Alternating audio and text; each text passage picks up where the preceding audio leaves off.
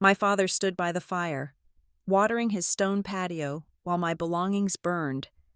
"That is the price of defiance," he declared. I did not cry. I just watched the flames swallow my grandmother's last keepsake.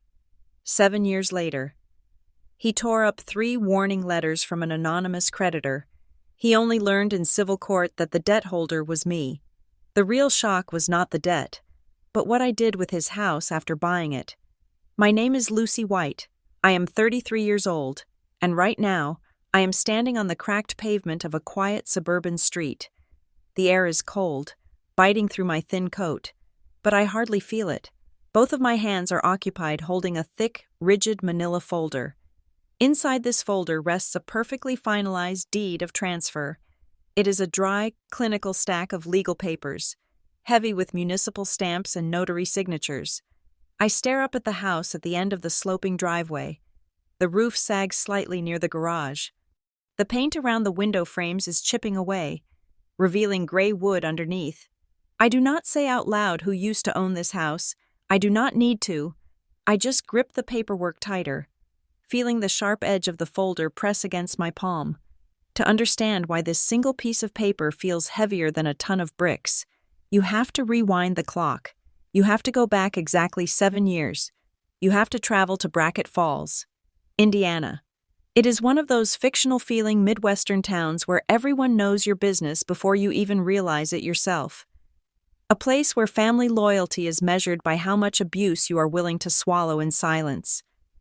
It was night, the kind of suffocating, windless night where the heavy humidity traps the heat against your skin like a damp blanket.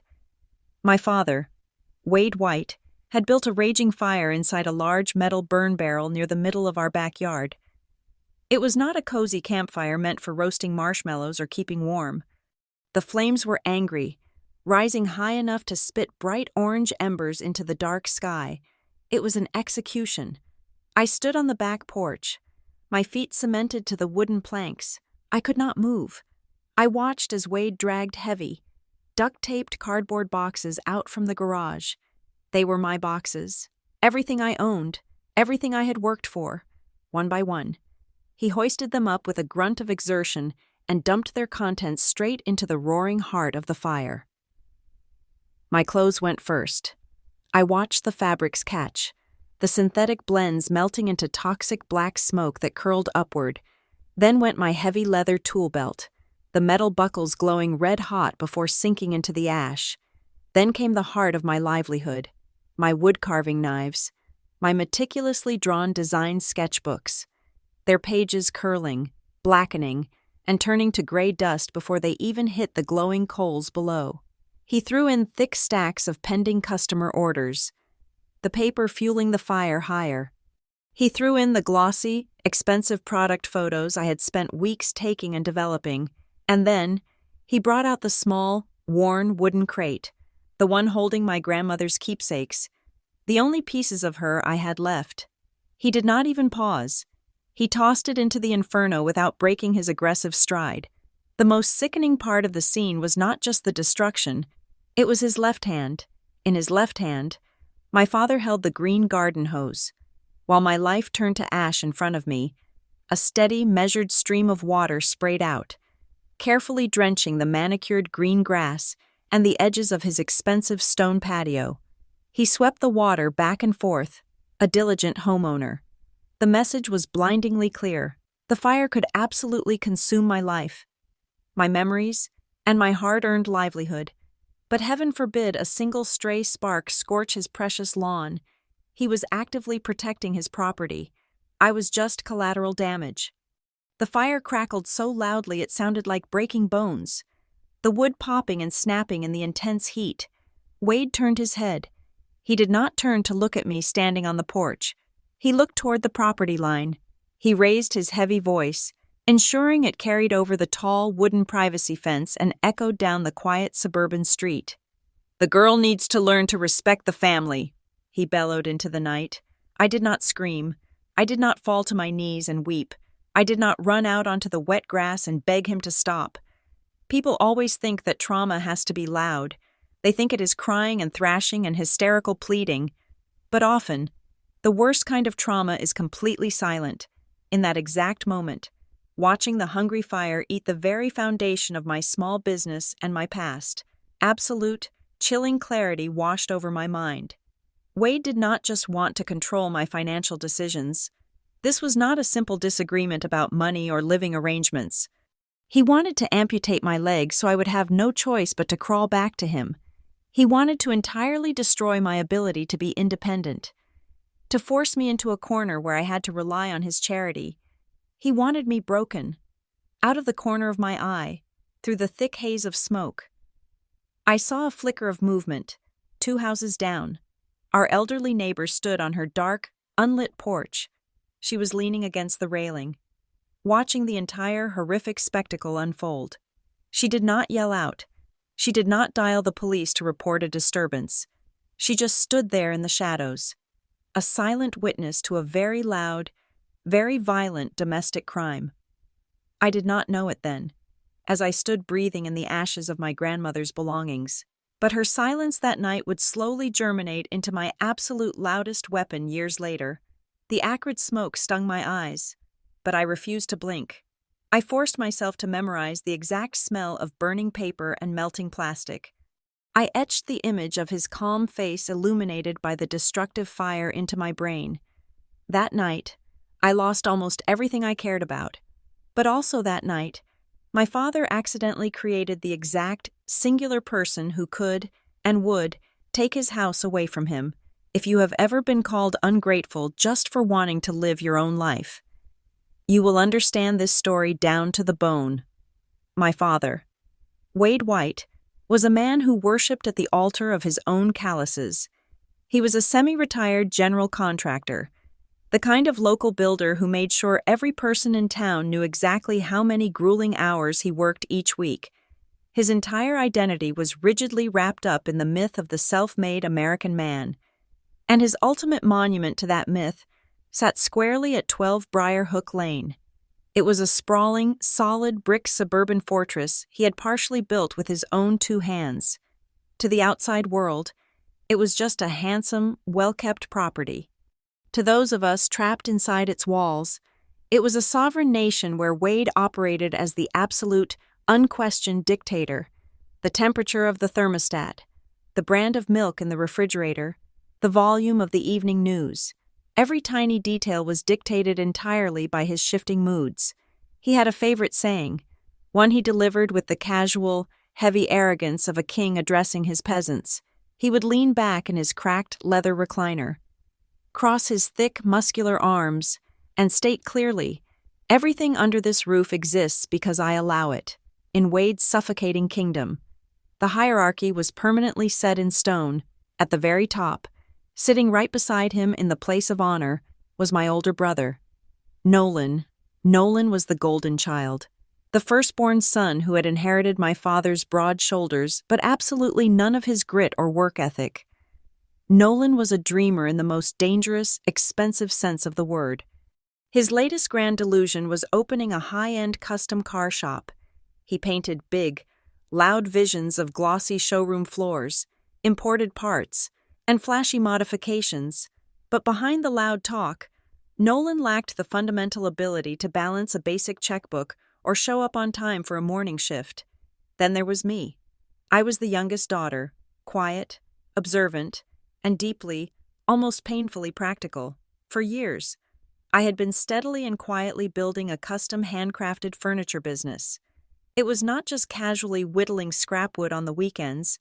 I was sourcing raw, premium lumber, drafting precise structural blueprints, and fulfilling high-end bespoke orders for demanding clients.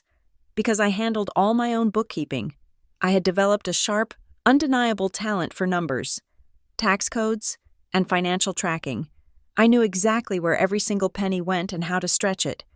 But in my father's eyes, simply because I was a woman and because my work did not involve pouring concrete or framing houses, it was not a real profession.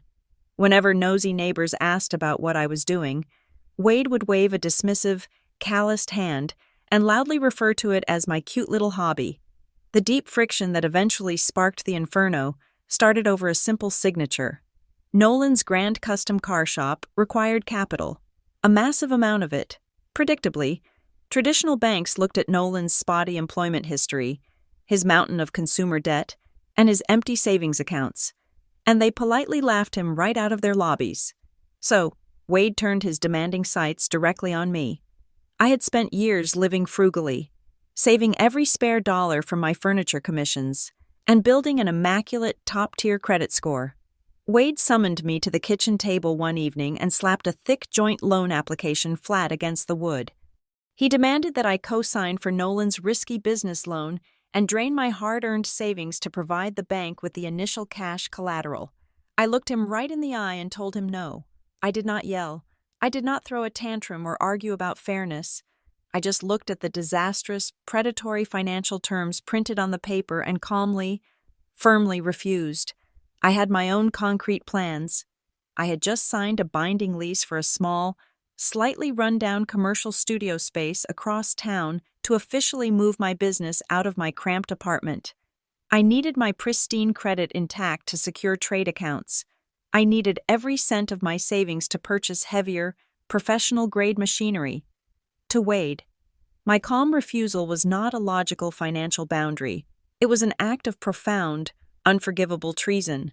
In his rigid mind, a daughter's resources belonged entirely to the family, and the family meant him and whatever Nolan wanted. He did not care for a single second that co-signing that loan would legally and financially ruin me when Nolan inevitably defaulted. Wade immediately twisted a purely financial transaction into a toxic, high-stakes loyalty test. By choosing to protect my own future and my own business, he decided I was actively betraying my own blood. The timing of this terrifying standoff could not have been worse for me. My residential apartment lease had expired at the end of the previous month. However, my newly rented commercial studio was not going to be legally ready for occupancy for another 6 weeks due to mandatory city-required electrical upgrades. I was stuck in a brutal logistical dead zone. Swallowing my pride, I had asked Wade if I could temporarily store my business inventory and stay in my old childhood bedroom just for those agonizing 6 weeks. He had agreed surprisingly fast, likely assuming that having me trapped back under his roof would give him the daily psychological leverage he needed to break my resistance regarding Nolan's loan. That was exactly how my entire life ended up stacked in heavy, duct-taped cardboard boxes in the back corner of his humid, dusty garage. It was a fatal, unavoidable vulnerability. Those boxes did not just hold my winter coats, my old books, or spare shoes. They held the irreplaceable, beating heart of my business. Inside those taped-up cartons were years of detailed client ledgers and contact books. They held my specialized, incredibly expensive imported carving chisels and mallets. They contained every single physical portfolio photograph and the original, hand-drawn design schematics. I absolutely needed to secure future high-paying commissions. I was incredibly close to real, untouchable independence, closer than I had ever been in my entire life. But for those agonizing 6 weeks, the entire foundation of my future was sitting vulnerable on a cold concrete floor, entirely at the mercy of a man who firmly believed that everything under his roof existed only because he allowed it to survive. The eruption did not start with a scream or a shattered plate. It started with the quiet, mundane rustle of heavy bond paper. I had left a sealed envelope from my new commercial landlord on the kitchen counter for barely 10 minutes, while I ran upstairs to wash my face. When I came back down, the envelope was torn open, its contents spread flat against the granite island. Wade was standing there, staring at the finalized commercial lease agreement and the carbon copy of the cashier's check I had handed over for the security deposit, $2,500. It was an amount he firmly believed rightfully belonged to Nolan's automotive pipe dream. His face was not flushed with rage. It was a terrifying, chalky white. The thick muscles in his jaw ticked rhythmically. He did not yell at me. He did not say a single word. He just folded the legal papers, slipped them into the chest pocket of his flannel shirt, and walked heavily out the back door. 10 minutes later, his voice boomed through the downstairs hallway, ordering Nolan and me out to the backyard. He claimed it was time to clear out the useless trash taking up valuable space in the garage. I stepped onto the back porch, my stomach tightening into a hard, cold knot. The humid evening air was thick and oppressive. In the center of the yard, near the edge of the manicured lawn, he prized above almost anything else, stood his large, rusted metal burn barrel. Next to it sat my taped cardboard boxes. He had used a steel hand truck to drag them out of the garage. I walked slowly down the wooden steps, my heart hammering fiercely against my ribs.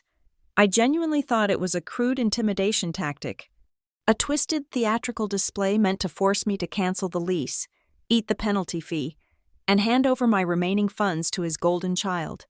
I crossed my arms over my chest, refusing to give him the satisfaction of seeing me beg or panic. I thought he was bluffing. He was not bluffing. Wade grabbed a yellow utility knife from his belt and sliced open the top of the nearest box with a violent jerk. He reached in and pulled out a thick, leather-bound book, my primary design sketchbook. It contained over 2 years of hand-drawn furniture schematics, detailed client notes, and structural measurements that existed nowhere else. He looked at the leather cover, looked directly into my eyes to ensure I was watching, and tossed it straight into the bottom of the metal barrel. He picked up a red plastic gas can, splashed a heavy dose of fuel into the barrel, and dropped a lit match. The dull thump of ignition punched the heavy air. The flames leaped up instantly, casting long, frantic shadows across the freshly cut grass. My breath caught sharply in my throat. I took an involuntary step forward, but the sheer, blistering heat radiating from the rusted metal pushed me back. Wade did not stop. His movements were methodical, fast, and almost industrial. He reached into the box again. Out came manila folders stuffed tightly with paper orders, raw material invoices, and independent supplier contracts. He dumped them into the hungry fire.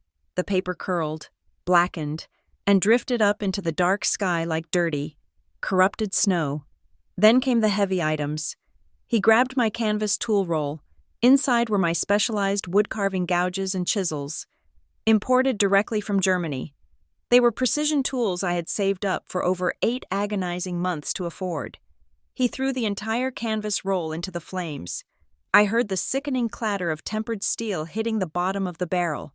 Next was my old, battered, digital camera, the exact one I used to shoot every single piece of portfolio photography for my website. It landed in the fire with a heavy thud, the plastic casing almost immediately hissing and melting into a toxic puddle. "Stop!" I finally shouted, my voice cracking, the acrid smoke burning the back of my throat. "Those are client orders. That is my livelihood." Nolan was leaning casually against the porch railing, nursing a cheap canned beer. He watched the absolute destruction of my career with a lazy, half-amused smirk resting on his face. He took a slow sip, wiped his mouth with the back of his hand, and spoke loud enough to be clearly heard over the roaring fire. "If it was a real business, it would not burn so easily," Nolan drawled, finding his own cruelty incredibly clever. The final, devastating blow came when Wade dragged the third box forward. I knew exactly what was inside it. It was the only box that had nothing to do with my woodworking or my finances. I lunged forward. I did not care about the blistering heat or the sparks catching my shirt. I needed to grab the small wooden crate resting right at the top. It contained the few earthly possessions left behind by my grandmother, Mara Ellison, a heavy brass measuring tape, her old sewing shears, and a handful of faded, irreplaceable photographs. Before my fingers could even graze the smooth wood of the crate, Wade's heavy, calloused hand slammed hard into my chest. He shoved me backward with so much force that I stumbled and fell hard onto the damp grass. He stood tall over me, physically blocking the fire. He was breathing heavily, his chest expanding like a leather bellows. "You take one more step, and I am calling the sheriff," Wade warned, his voice a low, gravelly growl that promised violence. "I will tell them you are trespassing and causing a violent disturbance on my property. You are in my yard. Lucy, you have absolutely no rights here." I looked up at him from the wet ground. He meant every single word. If I fought him physically, he would have me arrested. And in this small town, the local deputies would take Wade White's word over a hysterical daughter's every single time. I sat there on the grass, completely paralyzed by the sheer injustice of it all, and watched him toss Grandmother Mara's crate into the inferno. The dry, aged wood caught the flames immediately. Across the property line, partially hidden by the darkness and the sprawling branches of a large oak tree. The porch light at the Hale residence was completely dark, but the faint, bluish glow of a smartphone screen hovered silently in the shadows. Mrs. Dottie Hale was standing perfectly still, recording the towering flames, the loud yelling, and my father standing guard over the destruction of my life. I did not see her then. My eyes were locked entirely on the gray ashes rising into the night sky, when the fire finally began to die down, reducing years of my sweat, blood, and heritage into a smoldering pile of toxic waste. Wade walked over to the spigot. He turned off the green garden hose he had been meticulously using to keep his precious patio stones cool and undamaged. He coiled the hose neatly against the brick wall. "If you want to continue sleeping under my roof," Wade said, not even turning his head to look at me as he walked toward the back door, "you will have those ashes completely swept up and bagged by 6 o'clock tomorrow morning." He went inside, the screen door slamming shut behind him. Nolan finished his beer, tossed the empty aluminum can onto the grass, and lazily followed our father inside. I did not stay in the yard to clean the ashes. I slowly pushed myself up from the damp ground. My knees were deeply bruised, and my clothes reeked of gasoline and burnt plastic. I walked inside, past the brightly lit kitchen where my father was already pouring himself a tall glass of ice water, and went straight up the stairs to my childhood bedroom. I closed the door and sat perfectly still on the edge of the mattress. The silence in the room was absolute, ringing high and sharp in my ears. I did not shed a single tear. Crying was a useless, exhausting biological response. Crying would not recreate my lost client ledgers. It would not buy back my German steel tools or unburn my grandmother's photographs. For the first time in my 33 years of life, I looked at my situation not through the soft lens of a hurt daughter, but through the cold, calculating eyes of a cornered survivor. Staying in this house for even one more night meant surrendering my entire existence to a man who would gladly burn me alive just to keep his own hands warm. He had successfully destroyed my immediate financial resources, but he had fundamentally failed to destroy my mind. I pulled a faded canvas duffel bag from the back of the closet and began packing the few garments I had left untouched in the house. I had exactly $140 in cash folded in my wallet, a used car that barely started on cold mornings, and a thoroughly ruined business. But as I zipped the heavy bag shut, I knew one undeniable, crystal clear truth. I was leaving tonight, and I was never coming back as a victim. I slipped out the side door of the house, my canvas duffel bag heavy against my shoulder. The humid night air still tasted faintly of ash and scorched plastic. Waiting for me by the edge of the cracked sidewalk, hidden entirely in the shadow of a large elm tree, was Aunt June Mercer. She was my mother's aunt, a quiet, observant woman who usually blended into the wallpaper at family gatherings, letting Wade's loud voice dominate the room. But tonight, she was the only one who saw the absolute reality of the situation. She did not offer a tearful embrace. She did not give me empty platitudes about how family always works things out. Instead, she pressed a thick manila envelope into my free hand. Inside were my birth certificate, my social security card, and exactly $450 in small wrinkled bills. Next, she dropped a set of heavy keys into my palm. It was her old, slightly rusted 4-door sedan. She told me to take the car, get on the highway, and not look back for a single second. It was a cold, brilliantly pragmatic exchange. It was a lifeline thrown into raging waters, completely devoid of the cinematic weeping you see in movies. I hugged her briefly, feeling the sharp, fragile angles of her collarbones, and got straight into the driver's seat. I drove out of Brackett Falls 3 hours before the sun even thought about rising. My phone battery was hovering at a dangerous 5%, the screen incredibly dim as I navigated the winding state roads. I drove blindly toward Halston, Missouri, a mid-sized industrial city about 300 miles away. I chose it simply because I knew absolutely no one there. And no one there knew the name Wade White. When I finally crossed the city limits, the sun was just beginning to bleach the sky into a pale gray. I found a weekly boarding house situated right on the edge of the industrial district. The room smelled permanently of old nicotine and damp carpet. But it had a heavy steel deadbolt on the solid wood door. That was all I needed. The first few months in Halston were not about gracefully rebuilding a business or finding myself. They were exclusively about raw, animal survival. I walked into a massive freight sorting facility the very next day and took a job working the grueling graveyard shift.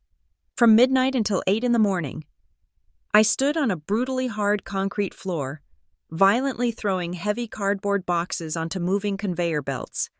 To ensure I could make rent and buy cheap groceries, I picked up weekend morning shifts at a loud, greasy diner just off the interstate highway. My hands, which had spent years delicately guiding imported steel chisels through expensive walnut and cherry wood, quickly became blistered, split open, and permanently stained with industrial dust and cheap fryer grease. During my few agonizingly short waking hours off, I dragged my exhausted body to the Halston Public Library. Sitting at a sticky public computer terminal, I tried desperately to piece together the shattered remains of my professional life. Since my physical portfolio was nothing but carbon blowing across my father's pristine lawn, I had to rely on whatever old photographs I had emailed to clients over the past 3 years. I sent out dozens of messages, hoping to reconstruct my catalog and perhaps secure a small, remote commission just to keep my dream alive. The responses I received were not just cold. They were openly hostile. One former client, a woman who had previously praised my work, forwarded me a long email she had received. It was from Wade. He had actively hunted down my digital contact list. He sent messages claiming that I had suffered a severe mental breakdown, stolen thousands of dollars in customer deposits, and fled the state to avoid prosecution. He warned them not to do business with me if I dared to reach out. He had effectively poisoned the well. He did not just burn my physical tools. He actively, maliciously strangled my budding reputation. The immediate urge to fight back, to hire a bulldog attorney and drag him into a civil courtroom for defamation, was a bitter, metallic taste in my mouth. But anger is incredibly expensive, and justice is a luxury reserved for those who can afford the high hourly billing rate. I had less than $200 left to my name after paying for my room and buying basic food.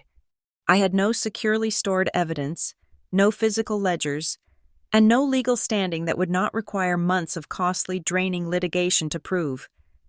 Choosing basic survival over immediate pride was the most painful, yet most realistic decision I ever had to make. I firmly closed the email tab, logged off the public computer, and walked back to the warehouse for another brutal 8-hour shift of throwing boxes. Realizing that my woodworking career was thoroughly, intentionally assassinated, I needed a completely new direction to survive. Since I already possessed a natural, meticulous aptitude for tracking my own complex business expenses and navigating dense tax forms, I took a small portion of my meager diner tips and enrolled in evening continuing education classes at Halston Valley Community College. I signed up for advanced bookkeeping and a specialized, dense certification course in real estate document processing. The evening classes were held in a drafty, fluorescent-lit basement room, but to me, they were an absolute sanctuary, while other adult students visibly struggled to stay awake after their long day jobs. I devoured the material. I treated the complex financial ledgers, the convoluted property title chains, and the dense escrow regulations like intricate puzzle boxes. During the final week of the real estate transaction course, the instructor, a retired underwriter with a sharp eye for detail, handed back our massive midterm practical exams. He asked me to stay behind after the lecture hall finally cleared out. He placed my exam paper squarely on his desk, tapping his pen against my written answers. He pointed out that I had successfully tracked a hypothetical, deliberately obscured missing lien release through 4 different corporate shell companies. A trick that 90% of the class had completely missed.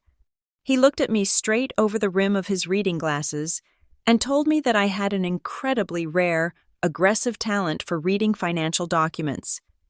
He said I naturally saw the hidden narrative behind the dry numbers, the exact, dark places where people tried to hide their costly mistakes or their blatant lies. Walking back to my boarding house that night, the freezing Missouri wind whipping hard against my thin jacket, his words echoed loudly in my mind. I stopped under a flickering, orange street lamp and looked down at my calloused, tired hands. I made a silent, unbreakable promise to myself right there on the frozen pavement. I did not need to run back to Brackett Falls and throw a brick through my father's living room window. Immediate revenge was messy, highly emotional, and ultimately weak. What I truly needed was power, not the loud, chest-beating, intimidating power Wade constantly craved, but quiet, structural, undeniable power. I needed to build a system of skills so deeply specialized and legally absolute that no one, especially not Wade White, could ever erase me or my livelihood again. I was going to master the very paper trails that controlled the world he worshipped, and I was going to make myself bulletproof. I traded the exhausting, bone-chilling midnight warehouse shifts for a cramped, aggressively air-conditioned cubicle at Ironbridge Settlements Group. Ironbridge was a mid-sized firm that specialized in the heavy, unglamorous lifting of the real estate world. They handled complex commercial closings, microscopic title reviews, and deeply contested property disputes. My official title on my first day was entry-level processing clerk. For the first 4 months, my daily existence consisted of staring at a glaring monitor, performing mind-numbing data entry from thick, dusty stacks of municipal property records. But my brain had always been uniquely wired for the unforgiving minutiae of ledgers and schematics. I started noticing the microscopic cracks in the paperwork that everyone else simply skimmed over.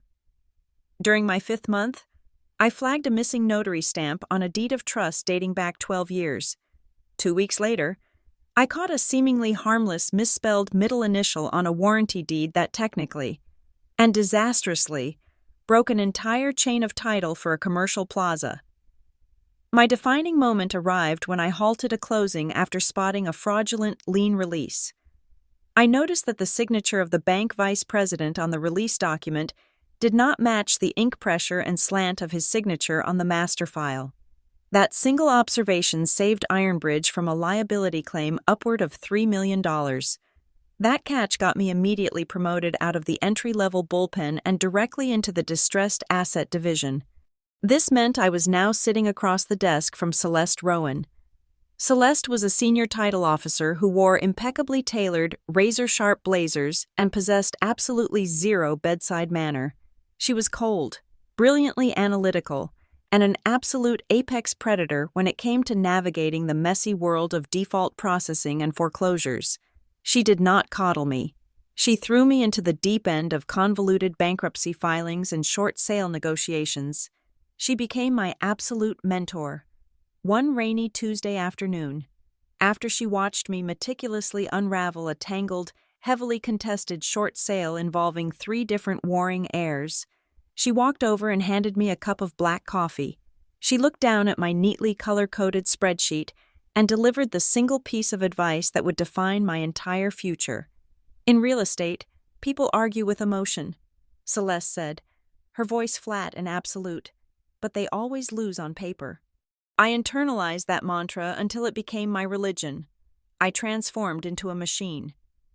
Over the next 4 years, I routinely worked 60 hours a week at Ironbridge, absorbing every conceivable detail about encumbrances, easements, and the rigid legal mechanisms of taking a property back from a defaulting borrower. At night, instead of resting, I studied. I successfully tested for and obtained my real estate broker license, followed quickly by several specialized investment and escrow certifications. Simultaneously, I lived on a microscopic fraction of my actual income, I kept driving the same rusting sedan my aunt had given me. I ate cheap meals and rented a tiny basic apartment. I saved money with a discipline that bordered on clinical obsession. Every spare dollar was funneled into a high-yield account. When I finally accumulated enough capital, I hired an independent attorney to file the state paperwork to form my own corporate entity. I named it Lantern Key Homes, LLC. The purpose of this company was strictly strategic and completely legally insulated. I wanted an ironclad, anonymous vehicle to purchase distressed properties, clear their messy titles using my professional expertise, and hold them for clean rental income. As my financial foundation turned to solid concrete, I allowed myself to breathe just a little bit. With a stable, comfortable salary, I rented a small, climate-controlled storage unit and purchased a few essential, high-quality hand tools. I slowly resurrected my woodworking brand online, fulfilling small, custom orders on the weekends. But this time, the dynamic was fundamentally different. It was no longer my sole lifeline or my only path to survival. It was a supplementary stream of revenue, a quiet, therapeutic joy that fueled my primary financial mission. It was exactly through this newly established online storefront that the toxic past finally reached out and touched me. 3.5 years after I fled Indiana, an email pinged into my inbox from an old client named Sarah. She had stumbled across my new website and recognized my carving style. Her message was a lengthy, deeply uncomfortable apology. She confessed that she had never actually believed the rumors that I ran off with her deposit money. Then, she revealed the detail that made my blood run absolutely cold. Sarah explained that 2 full days before my father had staged his explosive backyard bonfire, Wade had personally called her mobile phone. He had confidently and calmly warned her that I was mentally unstable, heavily in debt, and secretly planning to file for bankruptcy. He strongly advised her to cancel her pending custom order immediately to protect her money. I sat frozen at my desk at Ironbridge, staring blankly at the glowing screen. The timeline was undeniable and horrifying. Wade had not just snapped in a moment of heated anger over a lease agreement. He had premeditated the total destruction of my business. He had actively, maliciously, laid the groundwork to ruin my reputation and cut off my income before he ever struck that match in the backyard. It was a calculated, cold-blooded assassination of my independence. Any lingering, pathetic fragment of daughterly guilt I might have subconsciously harbored evaporated into nothingness in that exact instant. I did not cry. I did not throw my phone or rage against the unfairness of the universe. Instead, I felt a supreme, terrifying calmness settle deep into the marrow of my bones. Wade White worshipped the physical world. He firmly believed that absolute power was defined by bricks, mortar, and the masculine name printed on a county property deed. He thought he was entirely untouchable because he owned the physical ground he stood on, instead of crumbling under the crushing weight of his premeditated betrayal. I crystallized. I decided right then and there that I would not just succeed happily despite him. I was going to completely master the exact system he trusted the most. I was going to beat my father in the unforgiving, brutal arena of property, equity, and ownership, and I was going to execute the entire takeover flawlessly, quietly, and entirely on paper. I did not spend my days actively hunting for my father's ghost. At Ironbridge, the volume of distressed debt portfolios crossing my desk was massive enough to demand my complete and undivided attention. I was analyzing thousands of commercial and residential property records a month, untangling bad loans and toxic assets for demanding institutional investors. It was purely the sheer mathematics of probability that brought his financial footprint back into my orbit. It happened on a rainy Thursday afternoon. I was running a bulk compliance check on a newly acquired portfolio of distressed Midwestern mortgages. The data pull required me to access the digital archives of the Harrow County Recorder. It was routine work, scanning rows of digitized deeds, lien releases, and annual tax assessments. My eyes were scanning the spreadsheet, a monotonous blur of corporate entities and parcel identification tags. when a specific string of text made my hand freeze completely over the mouse. Wade White, 12 Briarhook Lane. I sat back in my ergonomic chair, the ambient hum of the busy office suddenly fading into dead silence. I clicked the hyperlink, pulling up the complete public record history for the property. What unfolded on my monitor over the next 2 hours was an absolute masterclass in financial self-destruction. It read like a tragic, entirely predictable legal thriller. According to the county filings, less than a year after I drove away from that house, Wade had taken out a massive secondary mortgage. He had leveraged almost every single drop of equity he had built over 3 decades of hard labor. The associated corporate filings attached to the public record showed exactly where that money went.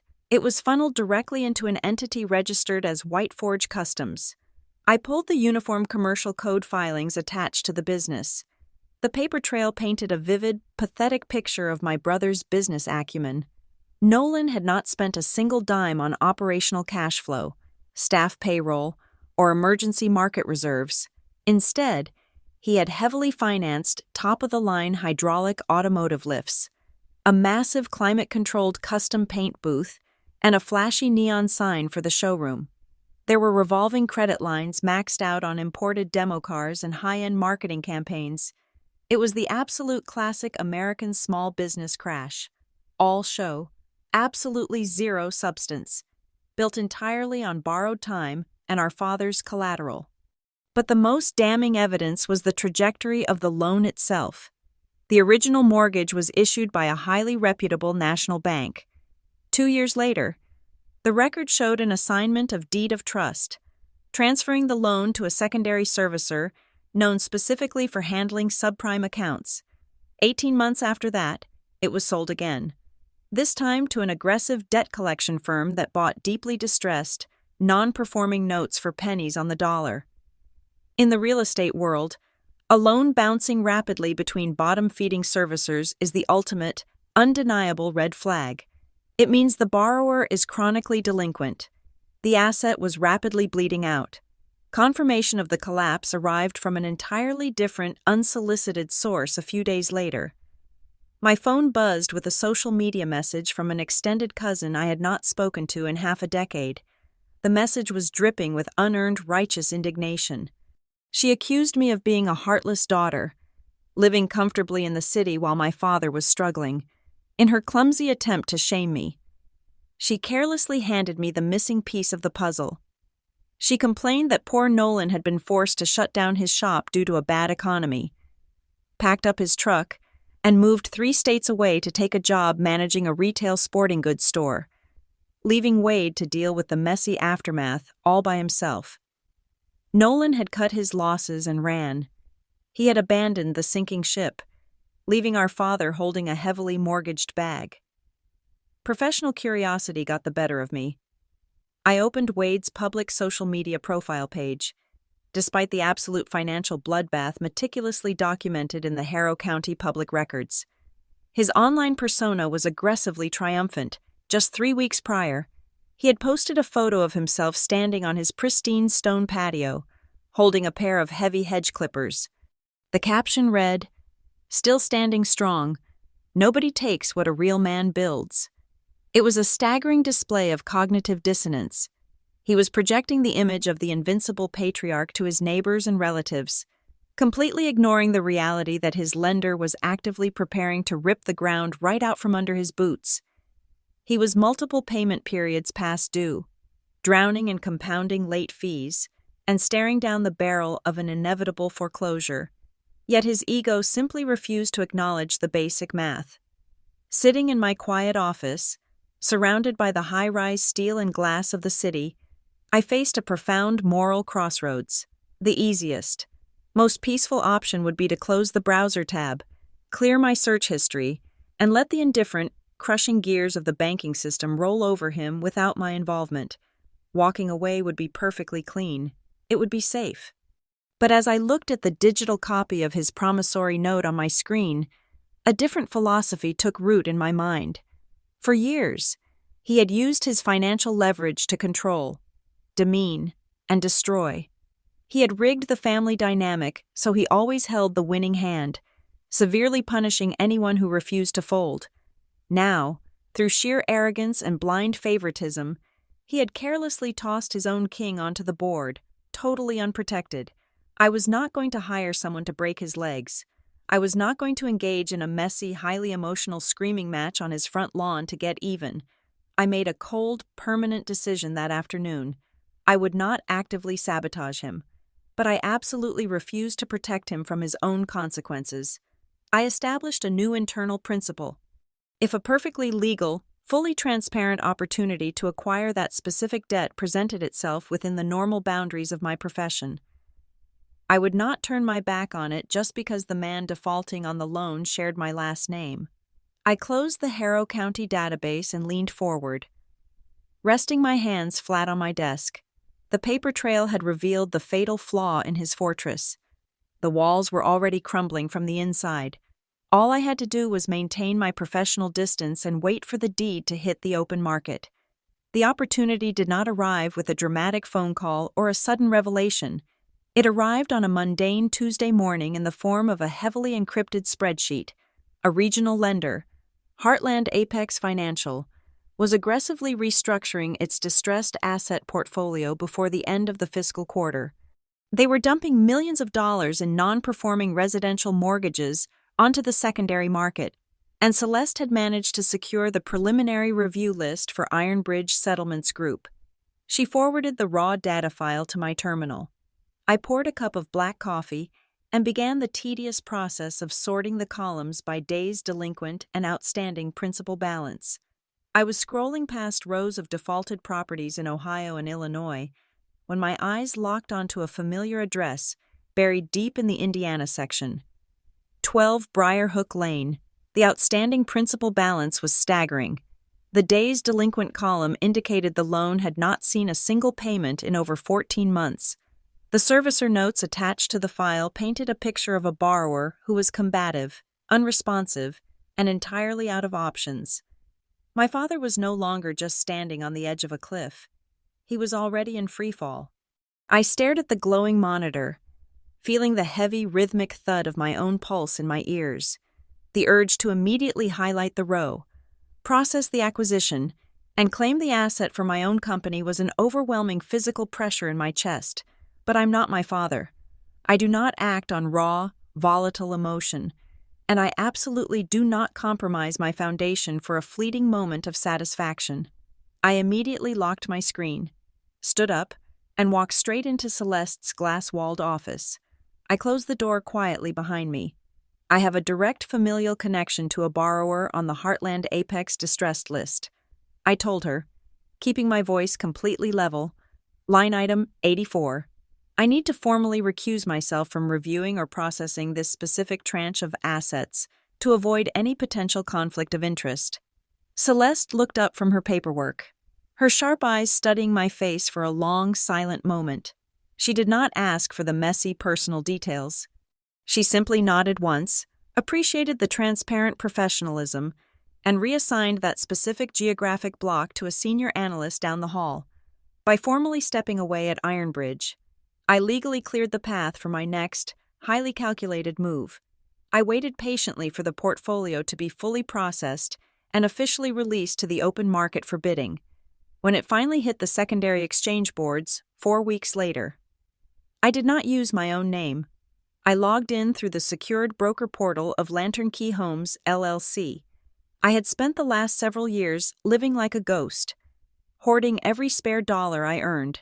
I combined the entirety of my liquid savings with a carefully negotiated, small commercial bridge loan from a private lender who knew my flawless track record, because Wade's loan was considered deeply toxic, categorized as a severe non-performing note with a highly uncooperative borrower. It was priced at a massive discount. I submitted a bid for exactly 42% of the outstanding loan value. 2 days later, the bid was formally accepted. The final transfer documents were executed, signed, and recorded. I did not just buy the house at a public sheriff's auction after the fact. That would have been too easy. By purchasing the promissory note itself, I legally stepped into the shoes of the bank. I became the sole, undisputed owner of the debt secured by his beloved property. I was officially his creditor. The transition was entirely invisible to him. The mandatory notification letters sent to his address simply stated that his mortgage had been sold to a new holding company, Lantern Key Homes, LLC. There was absolutely no mention of Lucy White. Once the transfer was legally finalized, I instructed my third-party loan servicer to send a certified package to 12 Briar Hook Lane. I did not send threats or angry demands. I sent him 3 incredibly standard, entirely legal options to resolve the massive default. Option 1 was full reinstatement, requiring him to pay the entire past due balance, including 14 months of missed payments, late fees, and accumulated escrow shortages, within 30 days. Option 2 was a voluntary short sale, allowing him to sell the property on the open market and walk away without a deficiency judgment. Option 3 was a deed in lieu of foreclosure, a clean surrender of the keys to avoid the public humiliation and expense of a prolonged court battle. I knew exactly how he would react to cold, logical accountability. When the certified package arrived, Wade did exactly what a cornered, arrogant man does. He refused to sign for it initially, forcing the postal worker to leave a notice. When he finally retrieved it from the post office, he tore the formal offers into pieces. He called the customer service number listed on the letterhead and spent 20 minutes screaming at a bewildered call center representative, loudly accusing Lantern Key Homes of being predatory vultures trying to steal a hardworking American's property. The servicer logs recorded every single word of his tirades. According to the typed transcripts I reviewed the following week, Wade aggressively claimed that his wealthy son was finalizing a massive business deal and would be sending a cashier's check to cover the entire balance by the end of the month. He was lying, or worse, he was being lied to, through the small-town grapevine, which inevitably filtered back to me through an old high school acquaintance. The truth was much more pathetic. Nolan had unexpectedly called home, not to offer financial salvation, but to beg Wade to buy a few more months of time. Nolan promised that a new investment was coming through, but it was just another transparent stall tactic to avoid taking responsibility for the financial crater he had left behind. Nolan had absolutely no intention of paying. Wade was clinging to the delusional hope of his golden child's rescue, using it as a shield against reality. When the 30-day cure period legally expired without a single dollar received, the waiting game was officially over. I scheduled an appointment with an independent, highly aggressive real estate attorney who specialized strictly in contested foreclosures. I slid the thick, perfectly organized binder containing the original note, the recorded assignments, the chain of title, and the servicer communication logs across his mahogany desk. The attorney reviewed the file. Noting how clean the paperwork was, he asked how I wanted to proceed. I looked him directly in the eye and laid down my absolute, non-negotiable ground rules. We file the notice of default immediately. I instructed, we proceed strictly by the book. Every single statutory deadline must be honored. Every notice must be sent via certified mail and published exactly as the state code requires. I want absolutely no procedural shortcuts. No aggressive intimidation tactics outside the courtroom, and no technical errors. We play entirely by the rules. I want this execution to be so legally flawless that he has absolutely zero room to argue. The attorney nodded. Recognizing a client who understood the lethal power of procedure, the legal machinery was officially turned on, slowly and methodically grinding forward, entirely deaf to my father's empty threats and fading authority. To describe what happened next, it is clearer if I tell it the way it looked in that room. The air inside the Harrow County Courthouse mediation room felt stagnant, smelling faintly of floor wax and stale coffee. Wade sat with his arms crossed over his chest, exuding the misplaced confidence of a man who believed the rules did not apply to him. He had dressed in a faded polo shirt, a deliberate choice to project the image of an honest, hard-working homeowner victimized by the system. Next to him sat Arthur Vance, a local attorney whose crumpled suit and frantic shuffling of disorganized papers screamed of a flat-fee retainer. Wade leaned back, loudly complaining to Vance about his son Nolan, the rigged economy, and how the mainstream media was blowing the housing crisis out of proportion. He fully expected to sit across from a junior clerk representing a faceless corporate entity, someone he could easily intimidate into granting him another year of leniency. The heavy wooden door clicked open at precisely 9 o'clock in the morning. Wade did not bother to sit up straight, merely turning his head with a smirk that vanished the second the opposition walked in. It was not a junior clerk. It was Lucy. She stepped into the room wearing a sharply tailored charcoal suit, her expression entirely unreadable. Beside her was a senior litigator, David Reynolds, carrying a single, immaculate black binder.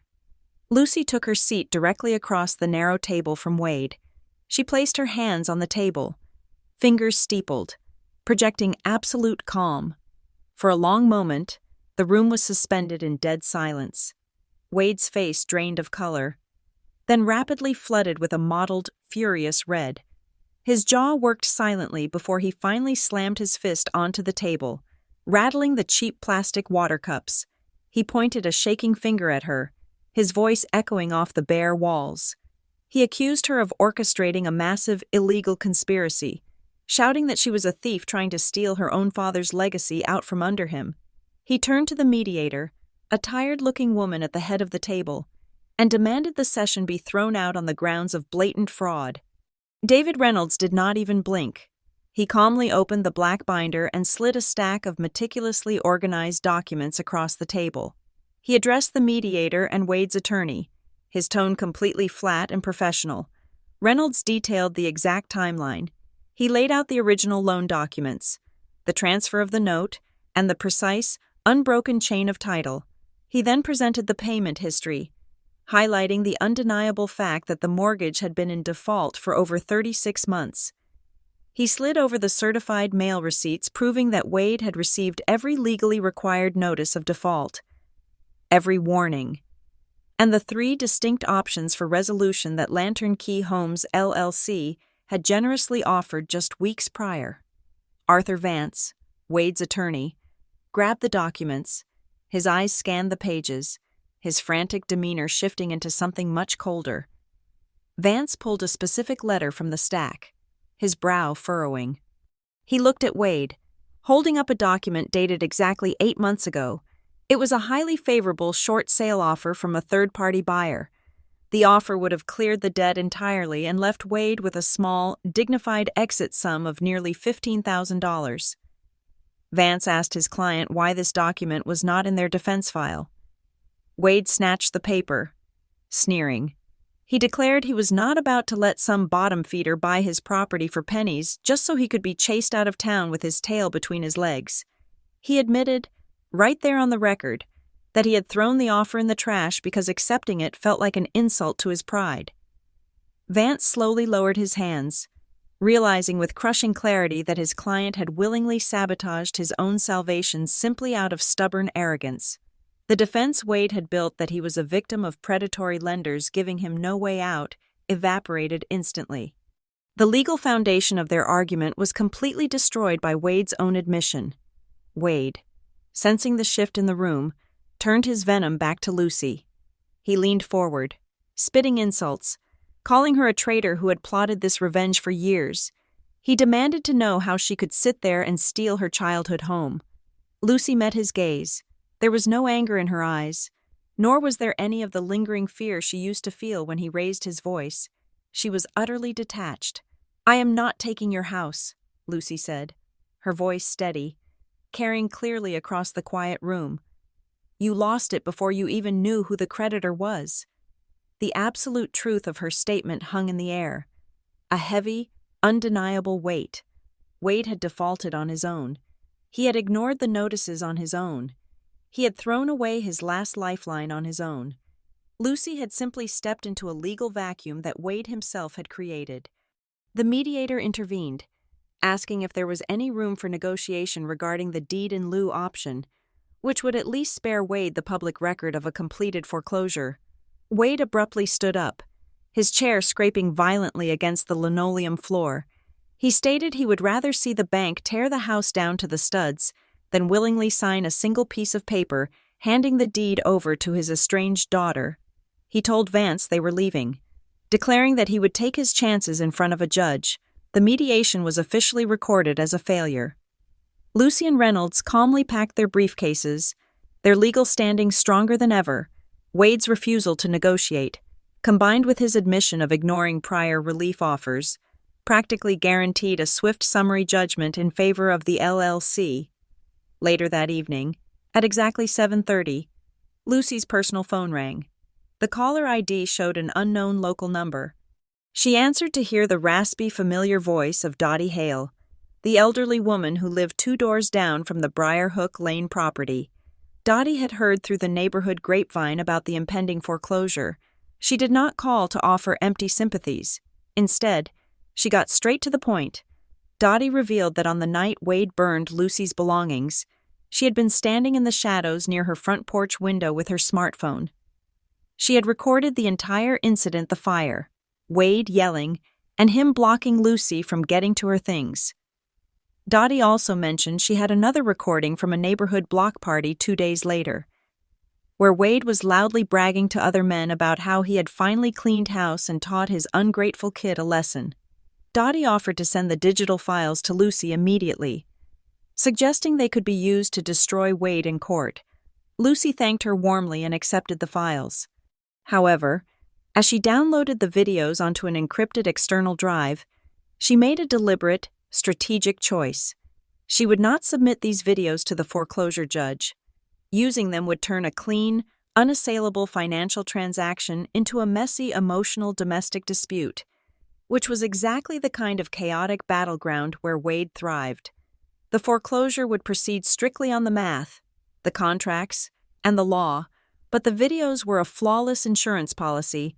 If Wade decided to escalate his behavior, if he attempted to smear her professional reputation in the town, or if he tried to physically harass her or her team during the eviction process, she now possessed the ultimate deterrent. The evidence was safely locked away, a silent weapon kept in reserve, ensuring that Wade's inevitable downfall would remain entirely of his own making. The backlash began exactly as she anticipated, loud and entirely disconnected from reality. Wade launched a relentless smear campaign, leveraging his network of old drinking buddies and a sprawling, highly vocal extended family. He spun a narrative of ultimate betrayal, casting himself as the aging, hard-working patriarch being driven into the dirt by a greedy corporate daughter who had forgotten where she came from. The posts on local community boards were dripping with vitriol. Relatives Lucy had not spoken to in over a decade suddenly flooded her phone with text messages and voicemails. Her father's sister called on a Sunday afternoon, her voice thick with that familiar, weaponized guilt. She told Lucy that blood was thicker than water, that Wade was an old man with a bad heart, and that a good daughter would simply forgive the debt and let him live out his final years in peace. It was the exact brand of toxic, manipulative pressure that had suffocated Lucy during her youth. She did not take the bait. Lucy refused to engage in the chaotic arenas of comment sections or family group texts. Instead, she let the legal framework do the heavy lifting. David Reynolds drafted uncompromising cease and desist letters. These notices were not sent to her family members, but directly to the individuals and local forum moderators hosting the defamatory claims about Lantern Key Homes Limited Liability Company. The letters outlined the exact legal definition of libel, the precise financial damages being incurred, and the immediate intent to pursue litigation if the false statements regarding the company's business practices were not permanently removed within 24 hours. Faced with the stark reality of severe financial penalties, the online warriors retreated instantly, the local blogs scrubbed the posts, and the public noise was silenced almost overnight. With the public avenue closed, the pressure shifted closer to home. Nolan called her on a Tuesday afternoon. It was the first time she had heard her brother's voice in nearly 4 years. His tone swung erratically between aggressive posturing and desperate, transparent pleading. He offered to buy the promissory note back from her company at a steep discount, claiming it would wash away the bad blood, keep the property in the family name, and wipe the slate clean. He promised he had a syndicate of private investors lined up and ready to wire the funds by the end of the week. Lucy listened to the hollow pitch, her expression completely flat. She knew intimately that his pockets were empty, his credit was ruined, and his supposed investors were figments of his desperate imagination. She firmly rejected the offer, stating that the limited liability company did not entertain unsecured, below-market bids. However, Nolan's sheer desperation prompted Lucy to look deeper into the public filings tied to his failed custom car shop. Spending hours poring over the digitized records, she uncovered a massive, glaring discrepancy. Nolan had quietly liquidated some of the shop's most valuable assets, including financed hydraulic lifts, paint equipment, and several demo vehicles almost 8 months before the business collapse was fully disclosed. He had pocketed the cash from those shadow sales, leaving major equipment and vehicle-related loans deeply underwater. The twist was devastating, because Wade had co-signed as the personal guarantor for key business debt. The bank was preparing to come after him for the unrecoverable balance. Wade was sitting on a ticking time bomb of invisible debt, completely unaware that his golden child had financially gutted him from the inside out to save his own skin. As the legal walls closed in, Wade's tactics grew increasingly unhinged. The phone rang constantly at 2 or 3 o'clock in the morning. The voicemails were a volatile mix of extremes. Sometimes he was weeping, begging for a second chance, pleading with her to remember the camping trips from her childhood and asking how she could do this to her own flesh and blood. Other nights, fueled by alcohol and blind panic, he descended into absolute rage, screaming violent threats and foul profanities until his voice cracked and gave out. Lucy never answered the late-night calls. She never argued back. She never tried to explain her position or defend her actions. She simply maintained a meticulous, clinical communication log. She recorded the exact date, the precise duration, and the specific nature of every single threat. She built an impenetrable fortress of professional boundaries, absolutely refusing to be dragged back into the chaotic, emotional quicksand that had defined her entire childhood. Then, the email from Dottie Hale arrived, containing the raw digital video files. Sitting alone in her quiet office, the city lights glowing through the window, Lucy clicked play. The shaky, low-resolution footage transported her instantly back to that suffocating, humid night. She watched the flames consume her sketchbooks, client folders, tool roll, camera, and the small crate of Mara's keepsakes.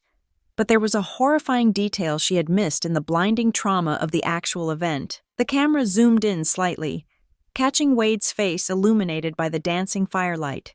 He was not just angry, he was smiling. It was a cruel, deeply satisfied smirk as he watched her future turn to ash on the damp grass. Her breath caught sharply in her throat. A sudden, violent wave of raw, unfiltered fury hit her system. The urge to destroy him was overwhelming. She wanted to hurt him. She wanted to leak the video to the local news stations, to email it to every remaining friend he had, to completely and utterly humiliate him in the public square. She reached for her smartphone, her fingers trembling over the screen, ready to unleash maximum collateral damage. She called Celeste instead. Her mentor answered on the second ring, listening quietly to the heavy, shaky breathing on the other end of the line. Celeste's voice, when she finally spoke, was a cold, grounding anchor in the storm. She told Lucy that anger was a luxury she could not afford, especially not this close to the finish line. "Your goal is not to win a shouting match," Celeste stated, her tone leaving absolutely no room for debate. "Your goal is to end a cycle. Do not let his chaos dictate your strategy. You stay clean. You stay legal. You stay above it." Lucy closed the laptop. She took a long, deep breath, letting the furious energy drain out of her shoulders.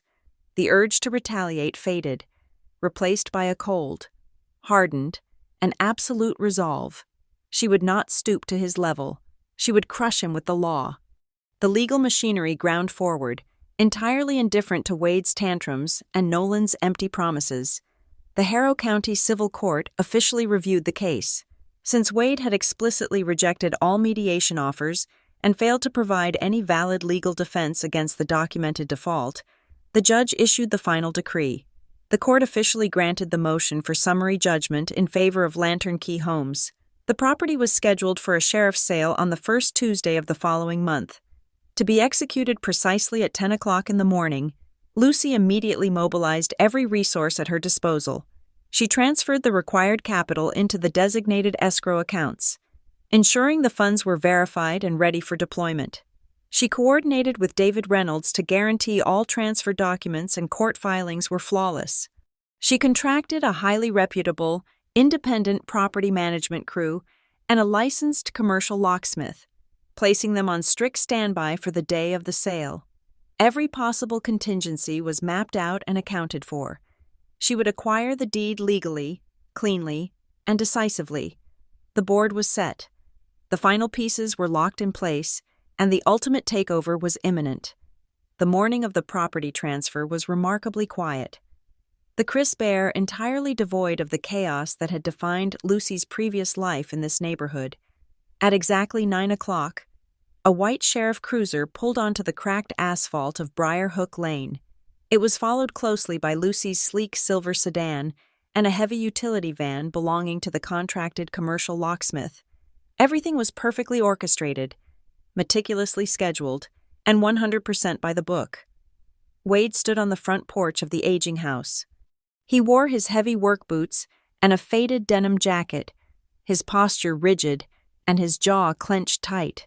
Yet, for the first time in his entire life, the commanding, terrifying aura he always projected was entirely gone. As the vehicles parked in front of his lawn, he looked incredibly small. He looked exactly like a man who suddenly realized he had absolutely no one left to give orders to. A few neighbors peeked through their living room curtains.